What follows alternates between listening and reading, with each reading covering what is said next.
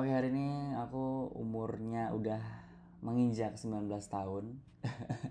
Happy birthday to me anyway.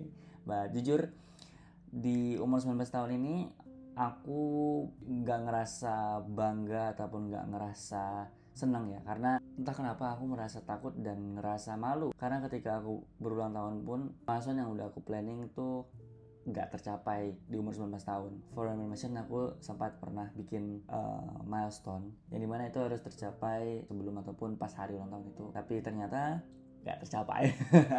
Aku ngerasa di umur 19 tahun ini aku downgrade gitu. Beberapa bulan belakangan ini tuh aku justru performa aku menurun gitu. Di video ini aku bakal bacain beberapa nasihat yang udah aku bikin untuk aku sendiri. Ya, bukan untuk kamu, tapi kalau misalnya kamu ngerasa nasihat yang aku berikan untuk aku sendiri itu bermanfaat untuk kamu, ya silahkan diikuti.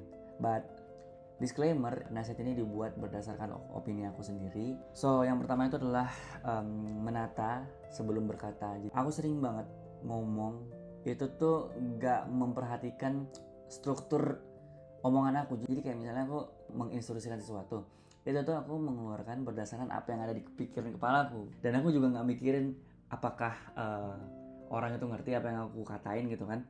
Jadi seringkali aku kalau ngomong itu belibet dan bikin orang bingung, dan setiap aku ngomong orang bakalan tanya lagi karena aku ngomong berdasarkan apa yang di kepala aku. Jadi aku bodo amat tuh mau orang itu ngerti atau enggak, yang penting aku udah menyampaikan gitu. Padahal sebenarnya ada baiknya kita sebelum berkata itu kita menata dulu nih, kira-kira pesan yang kita sampaikan itu orang ngerti nggak ya.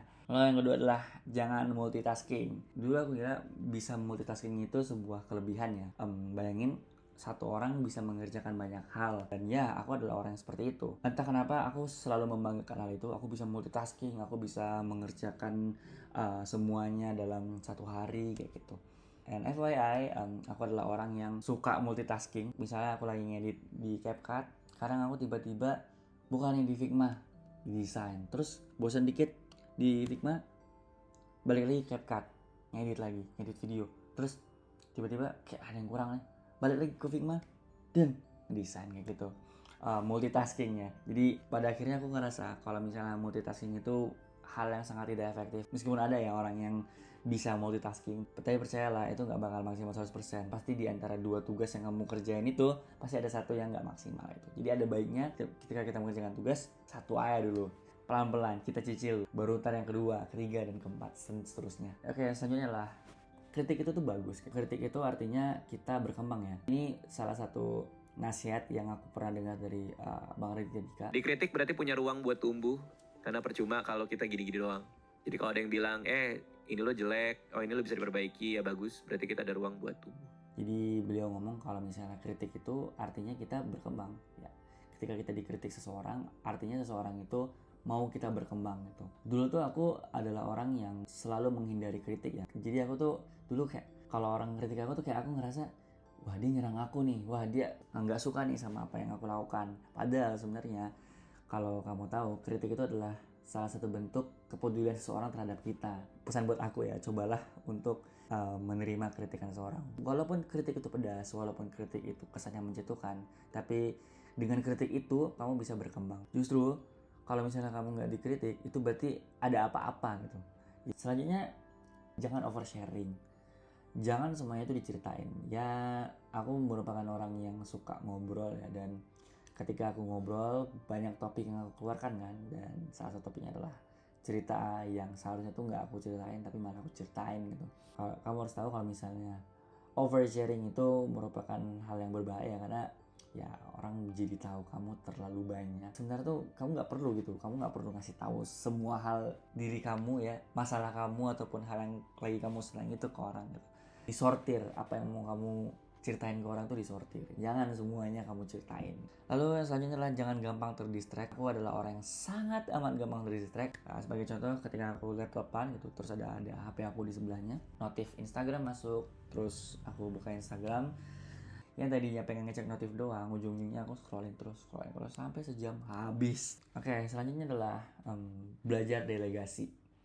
Jangan ngerasa kamu itu bisa semua hal gitu. Aku ngerasa kayak aku bisa semuanya, I can handle everything. Kayak tugas A, tugas B, tugas C, tugas D itu aku yang ngerjain. Padahal itu tuh sebenarnya kalau dikerjain sama temen ataupun kita bagi tugas itu jauh lebih efisien. Jadi ada satu momen dimana waktu itu aku lagi banyak klien masuk, itu aku keteteran banget karena aku handle lumayan banyak orderan video lah. Itu aku bingung banget itu harus ngapain, dan at the end aku decide untuk aku cari freelance ya buat menyelesaikan tugas aku. Dan ya setelah aku ngedelegate tugas aku ke freelance, itu jadi lebih mudah dan cepat selesai gitu.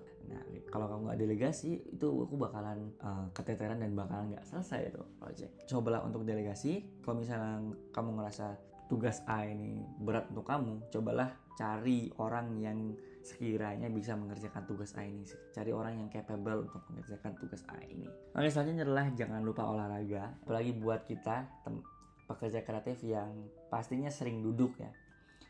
Graphic designer itu, video editor tuh udah pasti duduk berjam-jam di depan layar. Sometimes kita terlalu fokus untuk ngedit sehingga kita lupa kalau misalnya tubuh kita tuh butuh bergerak. Jadi aku pernah waktu itu lagi bener-bener serius banget kerjain editan, sampai aku tuh seharian duduk doang di depan laptop fokus. Efek sampingnya adalah badanku sakit-sakit ya. Seenggaknya ada gerakan yang ada di tubuh kamu, jangan duduk terus. Ini mungkin bakalan jadi yang terakhir, yaitu adalah jangan reaktif. Hal yang terjadi di kamu, cobalah untuk jangan reaktif. Cerna dulu, jangan langsung merespon. Ketika kamu dihadapi suatu hal gitu, cobalah untuk mencernanya terlebih dahulu sampai kamu bisa memutuskan bagaimana kamu menanggapi situasi ini gitu. Seringkali aku melakukan hal itu, dimana ketika ada kejadian A, aku bakalan kayak 0, sekian detik tuh aku langsung nanggep, aku langsung respon tanpa aku tahu konsekuensinya, tanpa aku tahu benefitnya apa untuk aku. Padahal ada baiknya ketika kita ada suatu hal yang terjadi di diri kita, itu lebih baik kita cerna dulu baru kita respon gitu, baiknya kayak gimana. Ya itulah tadi beberapa nasihat untuk diri aku. Again, semua nasihat yang aku tadi sebutin itu dibuat berdasarkan opini aku. Jadi kalau misalnya ada yang salah, tolong dikoreksi. Tadi tuh sebenarnya pengen bikin 19 nasihat untuk aku kan, karena 19 tahun jadi 19 nasihat. Tapi kayaknya kebanyakan 19. Ini aku aja nggak ngitung, jadi kayak apapun yang aku rasa itu kurang dari diri aku, ya aku bikin gitu. Oke, terima kasih teman-teman. Sekian dari aku. Terima kasih ya sudah menonton. Bye-bye.